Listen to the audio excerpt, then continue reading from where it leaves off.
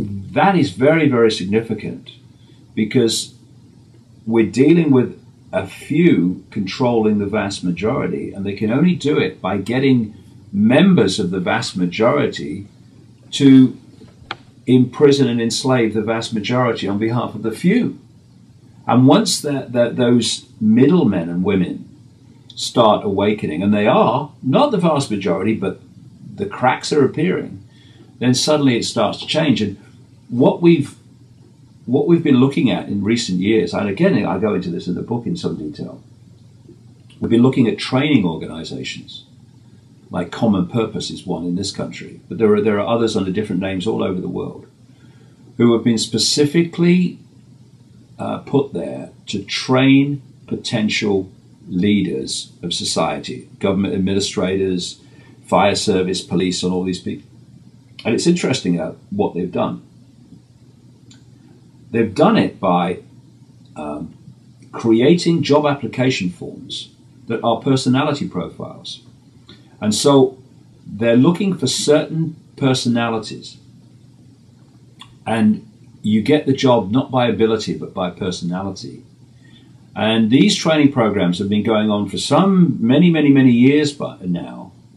And before I realized exactly how they were doing it, I was noticing very clearly, and other people are, in this country, for instance, how the attitude of public administrators to the public and police to the public and other expressions of authority to the public, that dynamics has been fundamentally changed in the last 10, 15 years.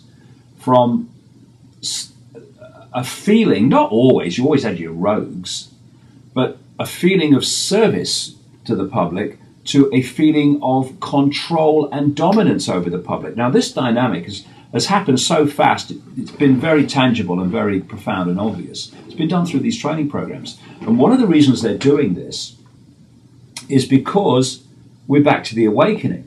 Now, the people running the training programs, the vast majority of them won't have a clue there's any awakening, won't have a clue there's everything's oneness or anything. They're just doing what they're told to do. They program people programming others. This is how the system works. But at the core, where it's being projected from and organized from, they know that this awakening is going to start and is starting to affect the people in the system itself. So they now have been on this process of selecting specific personalities who are the least likely to wake up to actually run the system as middlemen and women.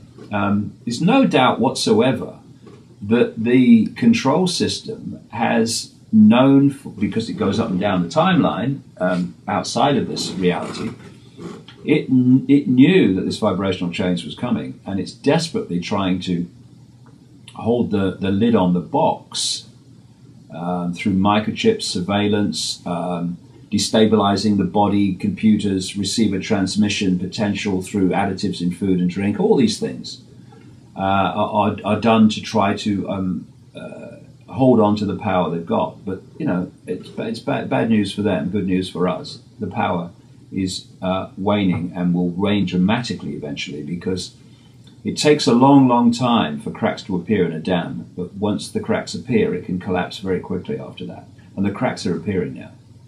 You also see, you also see this with their eugenics programs as well, where they're doing all of this testing of children and that sort of thing, and then they're picking out specific sections of the public that they want to breed together. This is the reason for Mensa. Mensa is interesting. It's created by a eugenicist, right? And one of their focuses is on these mixers and getting certain men and women together because they want them to breed.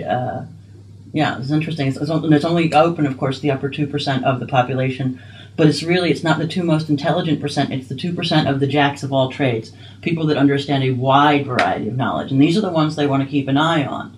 If you understand just a small little section of knowledge, then you're safe. But if you understand a wide variety of things and you're a jack of all trade, which is really what the Stanford Binet testing for, it doesn't test for genius, it tests for a jack of all trades. Right. Can you get a high score in a lot of different things? Right. And then you can become a member of Mensa, and then they want to breed you together, and they want to control and use the potential of these people, and that's why these things are created. Someone said to me once, have you ever been tested by Mensa? I said, no, I haven't. And I said, I don't give a damn what Mensa think of me or whatever. It's irrelevant. We are what we are. We don't need to be tested by bloody organisations like that. But what you say fits the picture exactly. They do have a eugenicist. They always have, of course. You know, organisations like Planned Parenthood was set up by geneticists, eugenicists, and they're still run by them. But because of what the Nazis did, and they gave eugenics a bad name, they had to, after the war, start changing the name to make it sound nicer. But the same agenda was going on. Can you give eugenics a good name, really? I mean, you know, think about it. You know, some of the most brilliant minds would be lost as a result of eugenics because they're physically deformed. Men like Stephen Hawking, who actually has the balls to say, you know what, look, I was wrong about my theory, and we're changing the whole thing. There are so many people, if they had, you know, 3/4 of their lives invested in a single theory and they found out it was wrong, would staunchly defend that theory until the day they died for fear of ridicule. Right.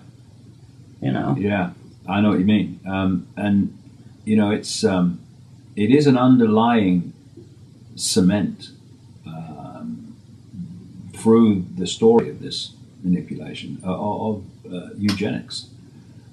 As is, of course, paedophilia and Satanism. That is a major, major cement that holds the thing together.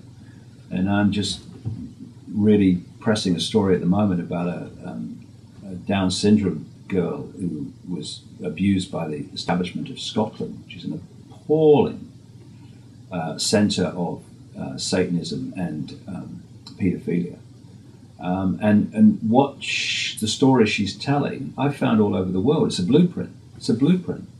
And what they're doing with these children, on one level anyway, what paedophilia is they're sucking the energy of the child, and they want the prepubescent children because when puberty happens, there are chemical changes that take place, and they want the energy before that.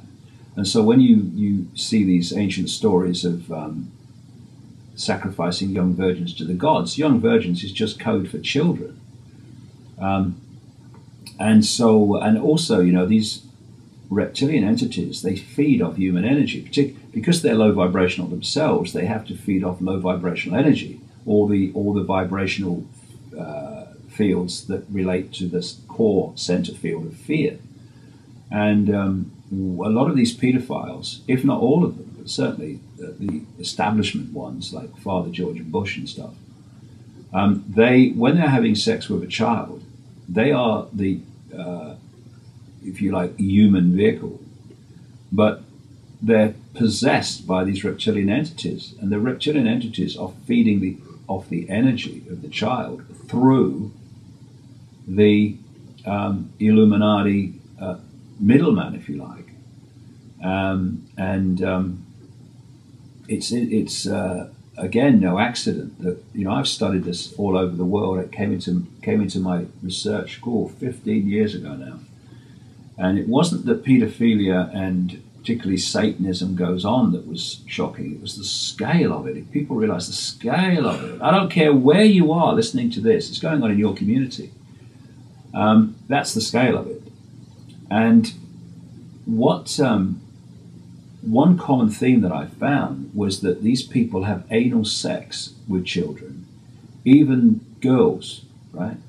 And it's to do with accessing the base chakra, the base vortex, and sucking out the energy, which they feed off.